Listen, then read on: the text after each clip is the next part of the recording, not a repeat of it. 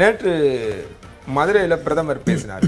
So அதில் வந்து என்ன சொல்கிறாருன்னா, திரும்பவும் என்டிஏ கூட்டணி ஆட்சி அமையும் அப்படின்னு சொல்கிறார். இது எப்படி புரிஞ்சுக்கிறது? இப்போ 3 இதில் பாராளுமன்ற தேர்தல்கள் நடந்திருக்கு. 3 வாட்டியுமே வந்து என்டிஏ ஆட்சின்னு தான் சொன்னாங்க. பாஜக தலைமையில் தான், பாஜக மெஜாரிட்டியோடு வந்தது. ஆனால் என்டிஏ ஆட்சி அப்படின்னு சொல்கிறது. மத்தியை பொறுத்தவரை பாஜகவின் தலைமையில் தான் என்டிஏ, மாநிலத்தை பொறுத்தவரை அதிமுகவுக்கு அந்த பிளேஸுங்கிறது கொடுக்கப்பட்டிருக்கு. 1. 2வது, எடப்பாடி பழனிசாமி அவர்களே என்ன வந்து அக்னாலேஜ் பண்ணி சொல்லியிருக்காரு அப்படின்னு பார்த்தீங்கன்னாக்க, அதாவது இது என்டிஏ கூட்டணியா அதிமுக கூட்டணியான்ற பல கேள்விகள் வந்தப்போ அதுக்கு முற்றுப்புள்ளி வைக்கும் விதமாக, என்டிஏங்கிறது இருந்தது, நாங்கள் வந்து பாஜகலேருந்து பிரிஞ்சு போனப்போ இந்த என்டிஏ இருந்து திரும்ப நாங்கள் அதுக்குள்ளுக்குள்ளே வந்திருக்கோம். ஸோ அதனால் இது என்டிஏ கூட்டணி அப்படின்னு சொல்கிறதுல தவறில்லை அப்படின்னு. அது 1. இல்லை, என்டிஏ கூட்டணின்னு சொல்கிறதுல தவறில்லை. அதில் யாரும் மாற்று கருத்தில் யாரும் விமர்சனத்துக்குள்ளே உட்படுத்தலை.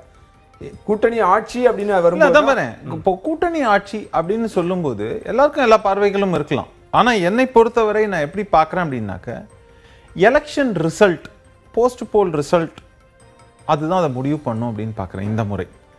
ஏன்னாக்க இந்த வாட்டி ஃபர்ஸ்ட் ஆஃப் ஆல் ரொம்ப ஒரு டஃப் காம்படிஷன் அப்படிங்கிறது வந்து இந்த களத்தில் இருக்க போகுது. ஏன்னா இனிஷியலாக திமுகவுடைய கூட்டணிங்கிறது வந்து ரொம்ப ஸ்ட்ராங்காக இருந்தது. இங்கே வந்து அதிமுக பாஜக இணையுமா, மற்ற கட்சிகள் வருவாங்களா, காத்திருப்பாங்களான்லாம் சொல்லப்பட்டது. ஆனால் அங்கே திடீர்னு காங்கிரஸ் ஒரு தள்ளுமுள்ளை ஏற்படுத்தினாங்கிறத பார்க்குறோம். உரசல் இருக்குது. அது இழுபறியில் மொத்தமாக அவங்களோட சீட் ஷேரிங் எல்லாமே போய் கொண்டிருக்கிறது. அந்த மாதிரியான ஒரு இதில் இன்ஃபேக்ட் அது எப்படியும் மாறலாம். இன்றைக்கி நாளைக்குள்ளே ஃபைனல் தெரிஞ்சு போயிடும். 3ஆம் தேதி தான் கடைசிங்கிற ஒரு நிலைமைக்கு தள்ளப்பட்டிருக்கு. அப்படி இருக்கக்கூடிய சூழலில் இந்த பக்கம் இவங்க பொசிஷனை ஸ்ட்ரெங்தன் பண்ணியிருக்காங்க. அஃப்கோர்ஸ் அந்த ஒரு சரிவை சரிக்கட்டத்தான் பார்த்தீங்கன்னா திமுக தரப்புல என்ன பண்றாங்க, நீங்க எதை மீன் பண்றீங்க? அவங்க கூட்டணியில கட்சிகளை கொண்டு வந்திருக்காங்க இல்லையா, ஒரு சில கட்சிகளை எல்லாருமே. இப்போ இந்த பக்கம் ஏற்கனவே வெளியில போயிட்டு திரும்பி உள்ள வந்த அது இருக்கட்டுமே, அது ஏற்கனவே ஸ்ட்ரென்த்ன்றது ஒரு பெர்செப்ஷனா கூட்டமா இருக்காங்க அப்படின்றதுல. ஆமா.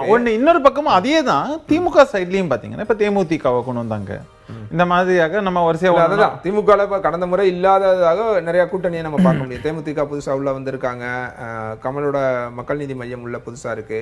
3 கட்சிகள் குட்டி குட்டியா நிறைய பேர் உள்ள சேர்றாங்க. இப்ப கருணாசா இருக்கட்டும், தமிமுன் அன்சாரி, இந்த மாதிரி அவங்கெல்லாம் வந்து சிங்கிள் சீட் எம்எல்ஏ பொசிஷன் ஒரு பக்கம். இன்னொரு பக்கம் நீங்க பாத்தீங்கன்னா ஆமா ஓபிஎஸ் உள்ள வந்திருக்காரு. ஆனா அது வந்து பேக் ஃபயர் ஆகுமா என்னங்கிறது, ஓபிஎஸ்க்கு பிரைமரிலி பேக் ஃபயர் ஆகுமா என்னங்கிறத நம்ம பார்க்கணும். இன்னொரு முக்கியமான விஷயம், இப்போ கமலஹாசன் மக்கள் நீதி மையம் இன்னைக்கு அது ஒரு பேசு பொருளாவே இல்லைங்கிறது தான் நிதர்சனமான ஒன்று. நீங்கள் இந்த எலெக்ஷனுங்கிற ஒரு விஷயத்தை ஆரம்பிச்சு அவருக்கு எம்பி சீட்டு கிடைச்சதுலேருந்து ஆரம்பிச்சு அதை தொடர்ந்து நீங்கள் பார்த்தீங்கன்னா அவங்களுக்கு ஒரு கட்சியாக அவங்களுடைய இயக்கம் எப்படி இருக்குது, அதில் ஆக்டிவிட்டீஸ் முதல்ல இருக்கா, 2வது வந்து அது எதை நோக்கி போகிறதுங்கிற ஒரு மிகப்பெரிய கேள்வி எழுந்திருக்கு. தேமுதிகவை கூட நீங்கள் பார்த்தீங்கன்னாக்க அவங்க தொடர்ந்து முன்னாடி வந்து விஜயகாந்த் அவர்கள் ஆக்டிவா இருந்தப்பையும் சரி, அதை தொடர்ந்து ஏற்பட்ட அவங்களுக்கு சரிவுன்னு பார்க்கும்போது இன்னைக்கு இருக்கக்கூடிய அவங்களுடைய நிலைமை என்னங்கிறது ஒரு மிகப்பெரிய ஒரு கேள்விக்குறியாக திரும்பவும் இருக்கிறதுங்கிறது தான் ஃபேக்ட். ஆனா நீங்க எதையுமே டிஸ்கவுண்ட் பண்ண வேண்டாம். இல்ல அதே தேமுதிகவை தானே முதல் நைட் வரைக்கும் உங்க பேச்சுவார்த்தைக்கு அதான் சொன்னேன். அதுவுமே அவங்க வந்து ஒரு முயற்சியில ஈடுபட்டாங்க. எந்த கட்சியா இருந்தாலும் இதான் சொன்னேன். இப்போ திமுக நாங்கள் பிரமாதமான ஆட்சி கொடுத்துருக்கோம், நாங்கள் வந்து தனி பெரும்பான்மையுடன் ஆட்சி அமைப்போம்னு சொல்கிறாங்கன்னா அந்த அளவுக்கு இது இருக்குனாக்கா அவங்க வந்து கூட்டணி கட்சிகளை பற்றி இது பண்ண வேணாம். அதே மாதிரி திமுக மிக அற்புதமான ஆட்சி கொடுத்துருக்கு, எல்லாருக்குமான இதுனாக்கா கூட்டணியில் கட்சிகள் எல்லாமே வந்து சீட்டையும் விட்டு கொடுக்கலாம், நீங்களே வந்து நின்றுக்குங்க அப்படின்னு சொல்லிட்டு. ஏன்னா கூட்டணி ஆட்சி எப்படி இருந்தாலும் கிடையாது. அப்படிங்கும்போது கூட்டணி ஆட்சி இல்லைங்கிறத வந்து நிலைப்பாடு வந்து திமுக தரப்பில் இருக்கும்போது அவங்க தெளிவாக இருக்காங்க. ஸோ ஆக மொத்தம் எல்லாமே கணக்கு தான். இப்போ இது வந்து ஒவ்வொரு நாளும் ஒவ்வொரு புது புது டெவலப்மெண்ட்ஸ் வரும்போது சரி, அது வந்து பாசிட்டிவாக இருக்கலாம், நெகட்டிவாக இருக்கலாம். அதை பேஸ் பண்ணி ஒரு சில ஊசலாட்டங்கள், ஒரு சில வாக்குகளுடைய ஊசலாட்டங்கள், அது வந்து அந்த யார் டார்கெட் செக்மெண்ட்டை ஃபோக்கஸ் பண்ணுது, இந்த மாதிரியான விஷயங்கள். என்னோட கேள்வி, ஏன் கூட்டணி ஆட்சின்னு திரும்ப திரும்ப வலியுறுத்துறாங்க? பிரதமர் போலா கடந்த முறை வரும்போது இதுதான் சொன்னாரு, இந்த முறையும் சொன்னாரு. அவ்வளவு பெரிய மேடையில தமிழகத்தில் கூட்டணிக்கு தலைமை தாங்குற திரு எடப்பாடி பழனிசாமி பேரை எங்கே அவரை குறிப்பிடவே இல்லை. இதுக்கு பின்னணி என்னன்னு கேட்க இல்லைங்க. எல்லாத்துலேயுமே ரொம்ப சிம்பிள். என்னன்னா அவர் தான் சீஃப் மினிஸ்டருங்கிறத பிரைம் மினிஸ்டர் சொல்கிறாரோ இல்லையோ இங்கே மாநிலத்தின் தலைவராக இருக்கக்கூடிய நயினார் நாகேந்திரன் தெளிவாக சொல்லியிருக்கார். ஸோ அதிமுக தலைமையிலான ஆட்சி, அதிமுகவின் எடப்பாடி பழனிசாமி தான் வந்து கூட்டணியோட தலைமை அவங்க தானே சார், அவங்க சொல்லணும் இல்லையா? அமித்ஷாவோ இல்ல பிரதமர் இட்ஸ் செட், அவ்வளவுதான். இதை வந்து எக்ஸ்பிளிசிட்டா ஒவ்வொரு வாட்டியும் சொல்லணும் அப்படிங்கிற அவசியம் இல்லை. கடந்த முறையும் சொல்லலன்றதான விமர்சனம். இந்த கடந்த முறையும் சொல்லல, இப்பயும் சொல்லல. அதுதான் அது வந்து என்னன்னாக்க, இப்போ எடப்பாடி அவர்கள் அங்க டெல்லிக்கு போயிருக்கிறதும் இன்னொரு ரீசன். இப்ப நம்ம பிரைமரி டாபிக் வந்துட்டோம். ஸோ போயிருக்கிறது அப்படிங்கிறது வந்து என்னை பொறுத்த வரைக்கும் என்னன்னாக்க, ஒன்று சீட்டு சம்பந்தப்பட்ட விவகாரங்கள் மட்டும் இல்லை, சீட் ஷேரிங் ஒன்று. ரெண்டாவது கூட்டணிகளுக்கு அவங்க எப்படி இது பண்ண போகிறாங்க. ஏன்னா பொதுவாக இங்கே இருக்கக்கூடிய கூட்டணியில் இருக்கக்கூடிய கட்சிகள் ஒரு சிலர் கூட ஒரு சில முரண்பாடுகள் இருந்தது கடந்த காலங்கள்லங்கிறது பார்க்குறோம். எடப்பாடி பழனிசாமி அவர்களுக்கும் அதே மாதிரி வந்து டிடிவி தினகரன் அவர்களுக்கும் இதெல்லாம் எப்படி இருந்ததுங்கிறதெல்லாம் பார்க்குறோம். இப்போ அதையெல்லாம் கொஞ்சம் கடந்து வந்திருக்கும் போது கூட இந்த நெகோசியேஷன்ல வந்து ஏதானும் சரியாக போகலைன்னா அதை திரும்பவும் அக்கௌண்டபிலிட்டி அதிமுக மேல போடுவாங்கங்கிறதுனால இப்போ ஏடிஎம்கே என்னன்னா, இந்த இருக்கக்கூடிய மற்ற கட்சிகள் இரண்டாவது பிரதான கட்சின்னு சொன்னோம்னா பாஜக, அவங்க கிட்டக்க பாமகவை தவிர்த்து மற்ற எல்லாத்துக்கும் சீட் ஷேரிங் விவகாரத்தில் அவங்கள பேசிக்க சொல்றாங்க. ஸோ உங்களுக்கு மொத்தமாக நாங்கள் இவ்வளோ பிஜேபியை நாங்க மொத்தமா அழைச்சிட்டு வந்த கட்சிகளுக்கு அவங்க பேசிக்கிறது. ஆமா, மொத்தமா உங்களுக்கு இத்தனை சீட்டுன்னு ஒதுக்கிடுறோம் கூட்டணிகளுக்கு, நீங்க எப்படி பிரிச்சு கொடுக்கணுமோ நீங்க பார்த்து பண்ணுங்கன்னு. சோ அது வந்து தலைவலி தங்கள்கிட்ட இல்லாம பாத்துக்கிறாங்க அப்படிங்கிற ஒரு விஷயம். திமுகவில் அது டிஃப்ரெண்டா நடக்குது அப்படிங்கிறது வேற விஷயம். இன்னொன்னு அடுத்தது நீங்க பாத்தீங்கன்னாக்க, இந்த மொத்த செனாரியோல இப்ப இறுதி செய்யப்பட வேண்டியது ஃபர்ஸ்ட் அண்ட் ஃபார்மோஸ்ட் எவ்வளவு நம்பர்ஸ் இது பண்ணிடுவாங்க. இது இன்னொன்னு வந்து தேர்தல் வியூகம்ங்கிறது இன்னொன்றும் இருக்கு. அதாவது திமுக எப்படி இதை அணுகப் போகிறது, அதன் கூட்டணி கட்சிகளும் திமுகவும் எந்த மாதிரியாக தேர்தல் வந்துட்டா அந்த வியூகங்கள்னு சொன்னோம்னா அது பல இன்வால்வ் ஆகும். அதனால அது எப்படி அணுக போறாங்க, அதே மாதிரி அணுக போறாங்கும் போது நம்ம தரப்புல இருந்து அதற்கான ஆல்டர்னேட்டிவ் என்ன. ஒன்று வந்து கவுண்டர், ஒரு எக்ஸாம்பிள் சொல்லணும்னா, இவங்க ஒரு ஸ்கீம் அனௌன்ஸ் பண்றாங்க, அவங்க ஒரு ஸ்கீம் அனௌன்ஸ் பண்றாங்கிறது கிடையாது. இதுல வந்து பணம் விளையாட்டுல இருந்து பல விஷயங்கள் நடக்கும். அப்படித்தான் அவங்க வின் பண்ண போறாங்க. நீங்க எப்படி கவுண்டர் பண்ண போறீங்க? இது எல்லாமே இந்த சந்திப்புல பேசுவாங்க, எல்லாம் பேசுவாங்க. ரைட். நம்மோடு பத்திரிகையாளர் அரவிந்த் குணசேகரன் இணைந்திருக்கிறார். வணக்கம் அரவிந்த். வணக்கங்க, சாரி நான் வர கொஞ்சம் லேட் ஆயிடுச்சு. டெல்லி சென்றுள்ள திரு எடப்பாடி பழனிசாமி அவரோட அஜெண்டா என்ன, எதுக்காகனா இந்த சந்திப்பு? ஏன்னா நேற்று தான் பிரதமர் இங்க தமிழகம் வராரு, மதுரையில பேசுறாரு, பேசி முடிச்ச கையோட இவர் டெல்லி போறாரு. இதை எப்படி புரிஞ்சுக்கிறது? இதுங்க ரொம்ப சிம்பிள். இன்றைய தினம் அதிமுகவின் பொதுச் செயலாளர் எடப்பாடி பழனிசாமி டெல்லி சென்றிருப்பதும், அதே போல அதுக்கு முன்னதாக பாஜக மாநில தலைவர் நயினா நாகேந்திரன் பத்திரிகையாளர் சந்திப்பின் போது தேசிய ஜனநாயக கூட்டணியில் தற்போது வரை தொகுதி பங்கீட்டுக்கான அந்த பேச்சுவார்த்தை இன்னும் துவங்கவில்லை என்ற ஒரு கருத்தை தெரிவித்திருக்கிறார். அதன் மூலமாகவே இன்றைய தினம் அமித்ஷாவுடனான இந்த சந்திப்பின் போது முக்கியமாக பிரதானமாக இந்த தொகுதி பங்கீடு தொடர்பான ஒரு விவாதம் இரண்டு தலைவர்களுக்கும் இடையே நடைபெறும் என்றுதான் தெரிகிறது. குறிப்பாக அதிமுக எத்தனை தொகுதிகளை பாஜகவுக்கு விட்டுத்தர இருக்கிறார்கள், அதே போல பாஜக மூலமாக தேசிய ஜனநாயக கூட்டணியில் தமிழகத்தில் இணைந்து இருக்கக்கூடிய டிடிவி தினகரன் உள்ளிட்ட ஜி.கே. வாசன் உள்ளிட்ட கட்சிகளுக்கு எத்தனை தொகுதிகள் கொடுக்க போகிறார்கள் என்பது தொடர்பான ஒரு முக்கிய முடிவு இன்றைய தினமான அந்த பேச்சுவார்த்தையின் போது எட்டப்படும் என்றுதான் தெரிகிறது. தொகுதி குறித்து பேச்சுவார்த்தை நடக்கும் அப்படின்னு சொன்னீங்க. இப்போ ஏற்கனவே எனக்கு இப்போ நீங்கள் வரதுக்கு முன்னால் திரு ரமேஷ் சேதுராமன்ட்டா தான் பேசிகிட்டு இருந்தோம். நேற்று இங்கே வந்திருந்த பிரதமர் இவரோட பெயரையே குறிப்பிட்டு எங்கேயும் சொல்லலை. திரும்ப அவங்க மீண்டும் தேசிய ஜனநாயக கூட்டணி ஆட்சி அப்படின்ற வாதத்தை தான் முன் வச்சுட்டே இருக்காங்க. இதை எப்படி புரிஞ்சுக்கிறது? இரண்டு தேசிய கட்சிகளுமே சரி, காங்கிரசும் சரி பாஜகவும் சரி, இரண்டு தேசிய கட்சிகளும் திராவிட கட்சிகளை இந்த தேர்தலில் திராவிட கட்சிகளை கண்டெயின் செய்துவிட்டு ஒரு அளவுக்கு கட்டுப்படுத்தி கொண்டு அதன் மூலமாக கூட்டணி ஆட்சியை தமிழகத்தில் கொண்டு வர வேண்டும் என முனைப்புடன் செயல்பட்டு வருவது மிகவும் தெளிவாக தெரிகிறது. பாஜகவை பொறுத்தவரை அதிமுக ஆனது சற்று பலவீனமாக இருக்கிறது. எனவே எந்த ஒரு கட்சிக்கும் ஒரு பெரும்பான்மை, அறுதி பெரும்பான்மை கிடைக்கப் போவதில்லை. எனவே அதனை பயன்படுத்தி கொண்டு தேசிய ஜனநாயக கூட்டணி அரசை தமிழகத்தில் கொண்டு வர வேண்டும். அதிமுக தலைமையில் ஒரு கூட்டணி அரசு தமிழகத்தில் அமைய வேண்டும் என்பதுதான் பாஜகவோட எண்ணமாக இருக்கிறது. அதன் காரணமாகத்தான் 2021ஆம் ஆண்டு சட்டமன்ற தேர்தலில் அந்த கூட்டணி பேச்சுவார்த்தைகள் அனைத்துமே தமிழகத்தில் நடைபெற்றது. என்னோட ஞாபகம் சரி என்றால் அப்போது அமித்ஷா தமிழகம் வந்திருந்த போது எடப்பாடி பழனிசாமியும் அதே போல ஓபிஎஸ் இருவரும் ஒன்றாக அமித்ஷாவை சந்தித்து அந்த தொகுதி பங்கீடு தொடர்பாக பேச்சுவார்த்தை இறுதி செய்திருந்தார்கள். ஆனால் தற்போது இந்த கூட்டணி தொகுதி பங்கீடு பேச்சுவார்த்தை அனைத்துமே டெல்லியில் நடைபெறுவது மிகவும் தெளிவாக நமக்கு ஒரு செய்தியை காண்பிக்கிறது. அதாவது பாஜகவை பொறுத்தவரை ஒரு கமாண்ட் செய்யக்கூடிய, அதாவது அதிகாரத்தில் இருக்கக்கூடிய கட்சியாக பாஜக இருக்கிறார்கள்.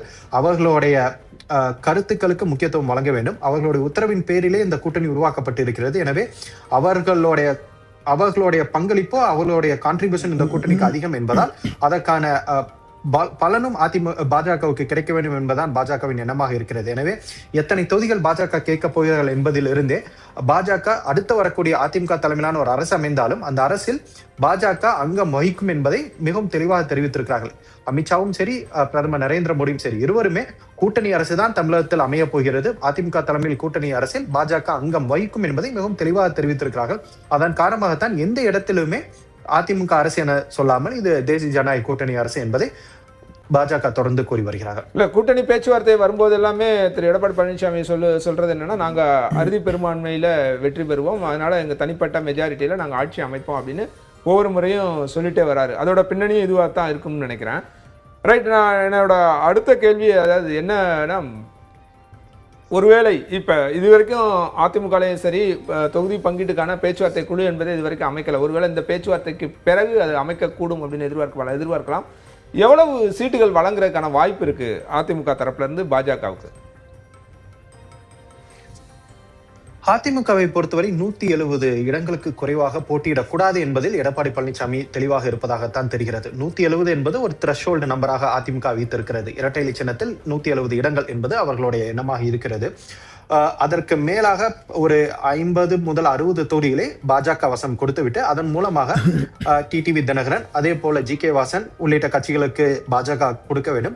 அதே போல நமக்கு கிடைத்த தகவலின்படி 18 சட்டமன்ற தொகுதியும் ஒரு ராஜ்சபா தொகுதியும் பாமகவுக்கு வழங்கப்பட்டிருப்பதாக முடிவு செய்யப்பட்டிருப்பதாக முதற்கட்ட பேச்சுவார்த்தையின் போது முடிவு செய்யப்பட்டிருப்பதாக தெரிகிறது. எனவே அங்கு ஒரு 60 இடங்கள் பிளஸ் ஒரு 18 பாமகவுக்கு கொடுத்தா இதிலே ஒரு 78 இடங்கள் சென்றுவிடும். எனவே 166 இடங்கள் தான் அதிமுக வசம் இருக்கும். எனவே அதை ஒட்டி தான் என்னோட கணக்கு. ஒரு 55 to 60 இடங்கள் பாஜகவுக்கும் 18 இடங்கள் பாமகவுக்கும், மீதி ஒரு 170 இடங்கள்ல அதிமுக போட்டியிடணும் என்பதா அதிமுகவோட ஒரு ஹோம்ஒர்க்கா அதிமுக செய்திருப்பதா நமக்கு தகவல் கிடைக்கப்பெறுகிறது. எனவே இன்றைய தினம் அமித்ஷாவுடனான அந்த பேச்சுவார்த்தையின் போது அந்த 170ங்கிற நம்பர்ல இருந்து அதிமுக தங்களை குறைத்துக் கொள்வார்களா என்பதை தான் நம்ம பொறுத்து வந்து பார்க்கணும். 170ங்கிற ஒரு டார்கெட்ல இபிஎஸ் அமித்ஷா பார்க்க போயிருக்கார். அதுல இருந்து எவ்வளவு குறைக்கிறாங்களோ அது வந்து பிளஸ் பிஜேபிக்கு போகும் தான் நம்ம பார்க்கலாம். இப்போ பிஜேபியில இருந்து என்ன மாதிரியான அழுத்தமோ அல்லது எதிர்பார்ப்போ இருக்கக்கூடும்? என்ன நம்பர்ஸ் வரைக்கும் அவங்க கேட்கலாம்? பிஜேபி பொறுத்தவரை குறைந்தபட்சம் ஒரு 40 அப்படிங்கிற ஒரு எண்ணிக்கையில பாஜக இருப்பார்கள் என்றுதான். பிஜேபி மட்டும் 40 தொகுதிகளுக்கு கீழ் பாஜக போட்டியிடும். பிஜேபி மட்டும் தனிப்பட்ட பிஜேபிக்கு மட்டும். டிடிவி தினகரன் சுமார் 8 முதல் 10 தொகுதிகள் டிடிவி தினகரன் தரப்பில் கேட்கப்பட்டிருப்பதாக தெரிகிறது. அதுவும் அமித்ஷாவுடனான பேச்சுவார்த்தையின் போது டிடிவி தினகரன் மிகவும் தெளிவாக தெரிவித்திருக்கிறார். எனவே அதனையும் நமக்கு கிடைத்த தகவலின்படி அமித்ஷா டிடிவி தினகரன் இருவரும் சந்தித்து அந்த கூட்டணியை உறுதி செய்த போது இந்த தொகுதி தொடர்பான பேச்சுவார்த்தை அந்த டாபிக் பேச்சுவார்த்தையின் வரும்போது அப்போது அமித்ஷா இது பியூஷ் கோயல் உங்களிடம் பேசுவார் என தெரிவித்திருந்ததாக தெரிகிறது. அதனைத் தொடர்ந்து பல்வேறு கட்ட பேச்சுவார்த்தையின் அடிப்படையில் இந்த அமமுகக்கு எவ்வளவு இடங்கள் ஒதுக்குவது என்பது தொடர்பாக இன்னும் ஒரு இறுதி முடிவு எடுக்கவில்லை. ஆனால் டிடிவி தினகரனை பொறுத்தவரை ஒரு 10 இடங்கள் வேண்டும் என அவர் கேட்டிருப்பதாக தெரிகிறது. சோ பாஜகவை ஒரு 8 இடங்களில் இருந்து 10 இடங்களுக்குள்ளாக அமமுகவுக்கு வழங்கப்படுவதற்கான வாய்ப்பு இருப்பதாக தெரிகிறது. பாஜக அழைத்து வந்த கட்சிகள் அல்லது அவங்க சார்ந்த கட்சிகள் அப்படின்னு சொன்னோம்னா அவங்க எல்லாத்தையும் திருப்திப்படுத்தணும் அப்படின்னா அந்த 40 சீட்டுகள் அப்படின்றது பத்தாது இல்லையா? கூட்டணியோட சேர்த்து அவங்களுக்கு தேவையான இடங்களை நீங்க குறிப்பிட்ட மாதிரி டிடிவிக்கு ஒரு 8 10 கொடுக்கணும் அப்படின்னா அந்த 40ன்றது கண்டிப்பா பத்தாது. 40 பிளஸ் ஒரு 20 பிஜேபி பிளஸ் அலையன்ஸ் அப்படின்னு 60 அதான் பிளஸ். ஆமா பாஜக 40 இடங்கள்ல போட்டி போடணும். ஒரு 8 முதல் 10 இடங்கள் இவருக்கு டிடிவி தினகரனுக்கு. ஜி.கே. வாசன் ஒரு 2-3 இடங்கள் கேட்கிறார். ஜி.கே. வாசன் 8 முதல் 10 டிடிவிக்கும் 2-3 இடங்கள் ஜி.கே. வாசன் கேட்கிறார். அதனை தொடர்ந்து புதிய தமிழகம், ஐஜேகே, ஏசி சண்முகம் உள்ளிட்ட கட்சிகள் எல்லாம் இருக்கிறது. இப்ப புதிய தமிழகம் ஐஜேகே ஏசி சண்முகம் கட்சிகளுக்கு அது அதிமுகவோட நேரடியாவே அவங்க சீட்டு கொடுப்பாங்களா, இதுவும் பிஜேபி மூலமாகவே வழங்கப்படுமா? ஏன்னா இப்ப மத்த தலைவர்கள் நேரடியா எடப்பாடி பழனிசாமியை சந்திச்சு பேசுறாங்க. இல்லைங்க, ஐஜேகேவும் பாத்தீங்கன்னா இந்த கூட்டணி உறுதியாக அறிவிக்கப்படும் போது கடந்த முறை பிரதமர் வருவதற்கு முன்பாக பியூஷ் கோயல் தமிழகம் வந்திருந்த போது ஐஜேகேவும் சரி போய் பியூஷ் கோயலை தான் போய் பார்த்தாங்க, ஜி.கே. வாசனும் பியூஷ் கோயலை தான் போய் பார்த்தாங்க, ஜான் பாண்டியனும் பியூஷ் கோயலை தான் போய் பார்த்தாங்க. அனைத்து தலைவர்களும் பாஜக மூலியமாக தான். ஏன்னா கடந்த 2024 நாடாளுமன்ற தேர்தலில் அனைவரும் பாஜக தலைமையிலான தேசிய ஜனநாயக கூட்டணியில் இருந்தவர்கள். அப்படியே அவங்க தொடர்ந்து பயணிப்பதால் அவர்கள் பாஜக மூலமாக தான் அந்த எண்ணிக்கையை பெறுவார்கள் என்று தெரிகிறது. எனக்கு ஒரே ஒரு சந்தேகம் மட்டும் இருக்கிறது, அதை நீங்கள் தெளிவுபடுத்த முடியும்னு நினைக்கிறேன். இந்த முறை பிரதமர் வந்தபோது புதிய தமிழகம் அந்த கூட்டத்தில் பங்கேற்கவில்லை என்ற ஒரு தகவல் இருக்கிறது. அவர்கள் பங்கேற்றார்களா இல்லையா என்ற நமக்கு மேடையில இல்ல, அவங்க வரல.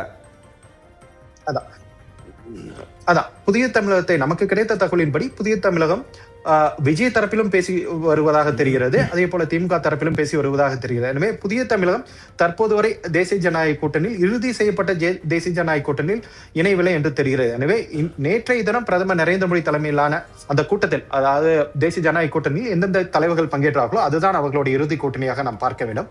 சோ அப்படி பார்க்கும்போது இப்ப இருக்கக்கூடிய கட்சிகள் தான், அதாவது ஒரு 60 இடங்கள், சுமார் ஒரு 60 இடங்களை பாஜக தலைமையிலான தேசிய ஜனநாயக கூட்டணி கேட்கிறார்கள். அதில் பாஜக ஒரு 40 இடங்களில் போட்டி போட வேண்டும், மீதி ஒரு 16 to 20 இடங்களை மற்ற சிறிய கட்சிகளுக்கு வழங்கலாம் என அவர்கள் திட்டமிட்டு இருப்பதாக தெரிகிறது.